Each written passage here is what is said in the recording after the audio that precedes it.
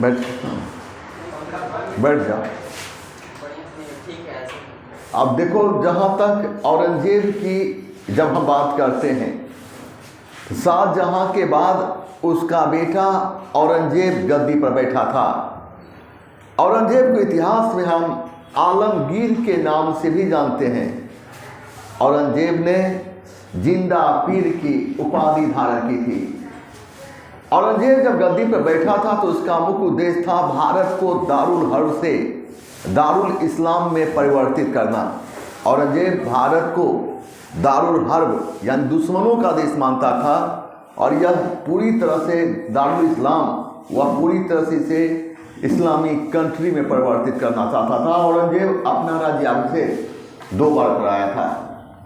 औरंगजेब ने तुलादान प्रथा, झरोखा दर्शन, नवरोज त्योहार इत्यादि पर रोक लगाया था।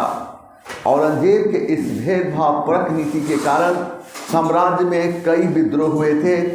ऐसे विद्रोह में जाट विद्रोह को शामिल किया जा सकता है।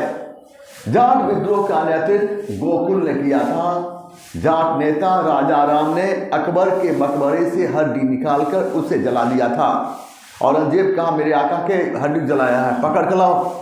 राजा राम को पकड़ कर लाया गया और औरंगजेब आदेश जारी किया कि हुक्म की तामील हो। जिस प्रकार खस्सी के शरीर पर से खाल नोच लिया जाता है, इसी प्रकार राजा राम के शरीर से खाल नोच दिया जाए और पूरे चमड़ा को राजा राम का नोच दिया गया। उसके बाद औरंगजेब आदेश जारी किया कि इसके पूरे शरीर में नमक लेप दो और तड़पते हुए राजा राम की मौत हो गई। इससे जाट विद्रोह रुका नहीं और बढ़ गया। जाटों के नेता सूरजमल को जाटों का अफलातून कहा गया। अफलातून का अर्थ होता है जाटों को संगठित करने वाला। जहाँ तक जाट की बात है, आगे चलकर जाटों ने मथुरा के निकट भरतपुर में स्वतंत्र जाट राज्य की स्थापना की थी और स्वतंत्र जाट राज्य की स्थापना चूड़ामन एवं बदन सिंह को जाता है।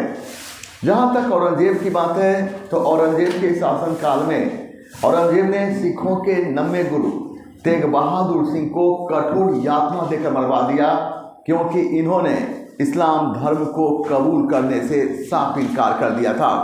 औरंगजेब की जब हम बात करते हैं तो औरंगजेब के समय में 1686 ईस्वी में दक्षिण भारत में बीजापुर तो 1687 ईस्वी में गोलकुंडा जैसे राज्य को जीतकर मुगल साम्राज्य की धरती में शामिल किया गया था। औरंगजेब की मृत्यु 1707 ईस्वी में हुई थी इसे दक्षिण भारत के दौलताबाद में दफनाया गया था। औरंगजेब के समय में मुगल साम्राज्य का सबसे अधिक विस्तार हुआ था। औरंगजेब के समय में सबसे अधिक संख्या में सिक्के की ढलाई हुई थी। औरंगजेब के समय में हिंदू मनसबदारों की संख्या सबसे अधिक थी। औरंगजेब ने चित्रकला पर प्रतिबंध लगाया, यहाँ तक कि शाहजहांकालीन दीवारों पर की गई चित्रकारी को मिटवा दिया था। औरंगजेब की जब हम बात करते हैं, औरंगजेब पहला मुगल बादशाह था जो शराब नहीं पीता था। इस प्रकार औरंगजेब ने नशा पर प्रतिबंध लगाया था। औरंगजेब की जब हम बात करते हैं तो औरंगजेब ने संगीत पर भी प्रतिबंध लगाया, लेकिन इसके समय में संगीत पर सबसे अधिक पुस्तक लिखे गए थे। औरंगजेब निरंतर युद्धों में उलझा रहा, जिसके कारण उसे स्थापत्य कला की ओर ध्यान देने का अवसर नहीं मिला। औरंगजेब की पत्नी का नाम दिलरास बानो बेगम थी। औरंगजेब ने इसे रबिया उद दौरानी की उपाधि प्रदान की। औरंगजेब अपनी बेगम का मकबरा महाराष्ट्र के औरंगाबाद में बनवाया। इसे हम बीबी का मकबरा या द्वितीय ताजमहल के नाम जानते हैं। औरंगजेब ने दिल्ली में मोती मस्जिद का निर्माण कराया था, तो लाहौर में बादशाही मस्जिद का निर्माण कराया था। अब यहाँ पर प्रश्न का स्वरूप ये होगा कि शाहजहां के बाद उसका कौन बेटा था जो गद्दी पर बैठा था? तो औरंगजेब। पूछेगा औरंगजेब का शासनकाल क्या रहा? तो 1658 से लेकर 1707 ईस्वी। पूछेगा औरंगजेब को इतिहास में हम किस नाम जानते हैं? तो औरंगजेब को इतिहास में हम आलमगीर के नाम जानते हैं, आलमगीर। पूछेगा औरंगजेब ने कौन सी उपाधि धारण किया था? तो जिंदा पीर की। कौन सी उपाधि? जिंदा पीर की उपाधि धारण किया। पूछेगा जब औरंगजेब गद्दी पर बैठा तो उसका मुख्य उद्देश्य क्या था? उसका मुख्य उद्देश्य था भारत को दारुल हर्ब से दारुल हर्ब से दारुल इस्लाम में परिवर्तित करना चाहता था। इसका अर्थ क्या होता था? इसका अर्थ ये हुआ कि औरंगजेब भारत को दुश्मनों का देश मानता था और इसे पूरी तरह से वह इस्लामिक कंट्री में परिवर्तित करना चाहता था। पूछेगा औरंगजेब अपना राज्याभिषेक कितने बार करवाया था? 2 बार। पूछेगा औरंगजेब ने किसकी चीज पर रोक लगाया था? औरंगजेब ने तुलादान पर था। कौन सा? तुलादान पर था। झरोखा दर्शन, झरोखा दर्शन, नौरोज त्योहार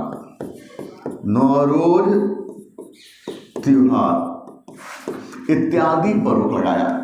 पूछेगा औरंगजेब के भेदभाव परक नीति के कारण साम्राज्य में कई विद्रोह हुए। सबसे प्रमुख विद्रोह कौन था? तो जाट विद्रोह। पूछेगा जाट विद्रोह का नेतृत्व किसने किया था? तो जाट विद्रोह का नेतृत्व गोकुल ने किया था। जाट नेता कौन था? राजा राम। क्या किया कि अकबर के मकबरे से हड्डी निकालकर उसे जला दिया। इसलिए पूछता जाता है वह जाट नेता कौन था जो अकबर के मकबरे को लूटा था? वह था राजा राम। आगे चलकर जाटों ने चूड़ामन एवं बदन सिंह के नेतृत्व में मथुरा के निकट भरतपुर में स्वतंत्र जाट राज की स्थापना की थी। औरंगजेब ने सिखों के कौन से गुरु? सिखों के 90 गुरु। किसको? तेग बहादुर सिंह को। तेग बहादुर सिंह को कठोर यातना देकर हत्या करवा दिया। कठोर यातना देकर हत्या करवा दिया क्योंकि इन्होंने इस्लाम धर्म को कबूल करने से साफ इनकार कर दिया था। सिखों के 10वें एवं अंतिम गुरु कौन थे? तो गुरु गोविंद सिंह थे। गुरु गोविंद सिंह थे। और गुरु गोविंद सिंह औरंगजेब को फारसी भाषा में जो पत्र लिखा उसे हम किस नाम जानते हैं? उसे हम जफरनामा के नाम से, किस नाम से? जफरनामा के नाम जानते हैं। गुरु गोविंद सिंह ने क्या प्रारंभ किया था? तो पाहुल प्रणाली प्रारंभ किया था। गुरु गोविंद सिंह ने किस पंथ की स्थापना किया था? तो 1699 में खालसा पंथ की स्थापना किया था। कब किया था खालसा पंथ की स्थापना? 1699 में। अब हम देखते हैं कि बात करते हैं गुरु गोविंद सिंह की हत्या कब कर दी गई? तो 1708 ईस्वी में की गई थी। तो कहाँ? तो महाराष्ट्र के निकट नांदेड़ में किया गया था। महाराष्ट्र के निकट नांदेड़ में किया गया था। आपसे प्रश्न पूछेगा औरंगजेब के समय में क्या हुआ था? औरंगजेब समय में मुगल साम्राज्य का सबसे अधिक विस्तार, मुगल साम्राज्य का सबसे अधिक विस्तार हुआ था। सबसे अधिक विस्तार औरंगजेब के समय में कब? 1686 ईस्वी में दक्षिण भारत में कौन? बीजापुर। तो 1687 ईस्वी में दक्षिण भारत में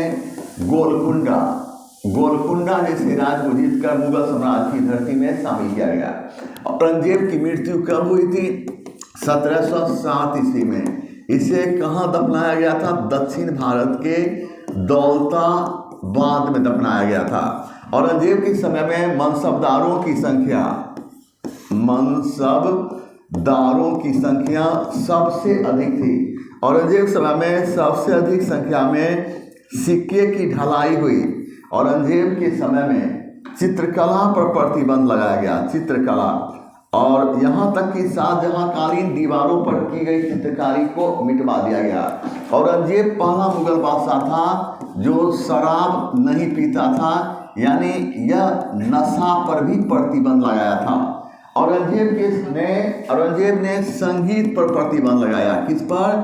संगीत पर प्रतिबंध लगाया। लेकिन इसके समय में संगीत पर सबसे अधिक पुस्तक लिखे गए थे। पूछेगा औरंगजेब की पत्नी का नाम क्या था? औरंगजेब निरंतर युद्धों में उलझा रहा, जिसके कारण उसे स्थापत्य कला की ओर ध्यान देने का अवसर नहीं मिला। पूछेगा औरंगजेब की पत्नी का क्या नाम था? दिलरास बानो बेगम। औरंगजेब ने इसे कौन सी उपाधि प्रदान किया था? रबिया उद्दौरानी की उपाधि प्रदान किया था। औरंगजेब अपनी बेगम का मकबरा कहाँ बनवाया था? तो बेगम का मकबरा महाराष्ट्र के औरंगाबाद में बनवाया था। और इसे हम किस नाम जानते हैं? इसे हम बीबी का मकबरा इसे हाँ बीबी का मकबरा एवं द्वितीय ताजमहल के नाम से, एवं द्वितीय ताजमहल के नाम जानते हैं। औरंगजेब ने कहा दिल्ली में क्या किया था? दिल्ली में मोती मस्जिद का निर्माण कराया था, मोती मस्जिद का निर्माण कराया था। तो लाहौर में कौन सा? तो लाहौर में बादशाही मस्जिद का, बादशाही मस्जिद का निर्माण कराया था। लाहौर में बादशाही मस्जिद का निर्माण कराया था। क्लियर? ठीक।